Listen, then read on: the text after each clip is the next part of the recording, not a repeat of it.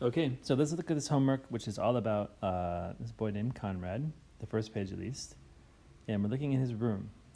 And we're looking to choose the most efficient strategy for each problem.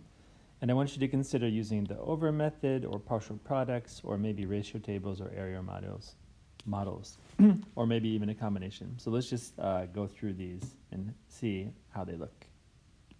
So first we're talking about his bookshelf, and he has 7 shelves. He'll put 18 books on each shelf. So we're looking at multiplication here, 18 times 7.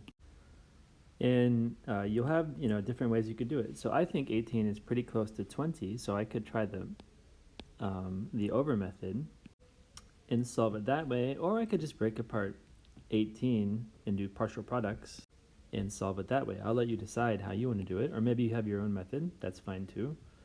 But solve that how you want. And then now we have 6 drawers and 13 pieces of clothing in each drawer. So partial products could also work like that. I might try a ratio table where I'm trying to get to 6 times 13. So 1 times 13, if I did 2, I would have that. If I did, I could go on to 3. And then if I were to double 3, I could double this 39 and get the answer like that, or however you want. Again, different methods for doing these. And then next, Conrad has 11 containers for 17 toys. So you could do partial products in a couple ways. You could split apart 11 into 10 and 1 and multiply those times 17, or you could split apart 17 into 10 and 7, multiply those times 11. Either of those would work. I might just try an area model for this though. So I have 10 and 7 and 10 and 1, and I'll put that into, you could do 2 boxes. I'm going to try 4 boxes just to be safe. So yeah, you'd have 10 times 10 in here, 10 times 7. Here you have 7 times 1 down here, and this one would be 1 times 10, and add those up. Ratio table would also work for that. Again, there's lots of different ways you could do that. I'm not giving you any answers, just some ideas about how you could solve them. And then we got some fractions. Cool. So I would recommend you use, oh, hold on. Before we do the comparing fractions, let's do this first part, 4. Okay, so first we have half of 24, right? And basically, you're saying, can you split 24 into 2 groups? If you split 24 in half, you'd have 12 in each group, right? And then what about 1/4 of 24? Same idea, but now I'm splitting 24 into 4 groups. So if I divided 24 into 4 groups, I'd be putting 6 in each group, right? So basically, this is a way of saying you're dividing, right? 1/8 of 24 is 24 divided by 8. 1/3 of 24 is 24 divided into 3 groups, or 24 divided by 3. So you just need to think about division to solve these 6 problems here. And then for part 5, what we want to do is have a look at this guy here. So, okay, 1/3 and 4/9. So there's 1/3, 4/9. You go 1, 2, 3, 4/9, and I think you can see which one is greater than.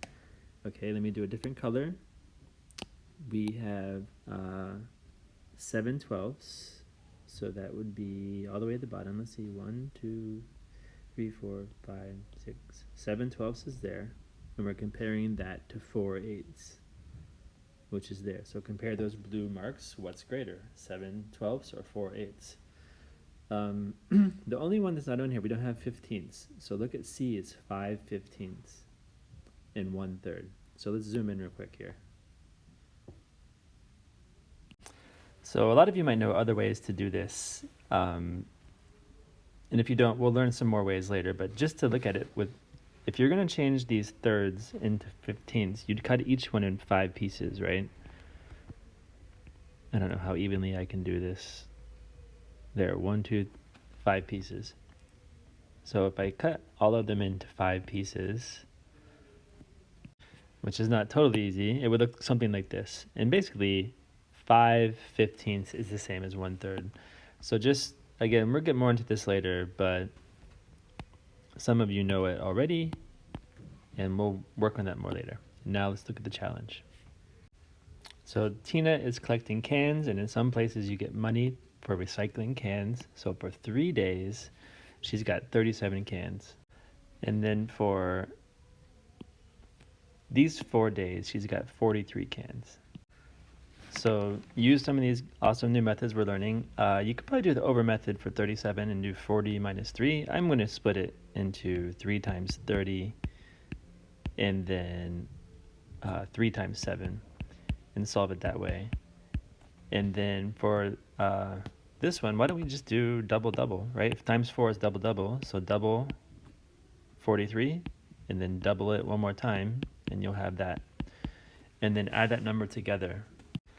And then whatever you get for your two answers, you add those together to get the total number of cans collected. Okay, and then the number you're going to get here, I'm not going to tell you, but it's going to be between 200 and 300. And then we're doing 5 cents, so we have to multiply that number times 5. And if you've come this far, you're doing a great job. So this really is a challenge. I'm not kidding about this. It really goes pretty in depth. So if you spend a lot of time on this and you're ready to finish here. That's fine.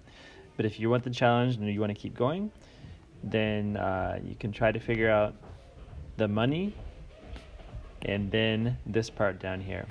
So once you get your final answer for how much money she gets, this is basically 500 cents. So take the number you have there, and she's keeping that for herself.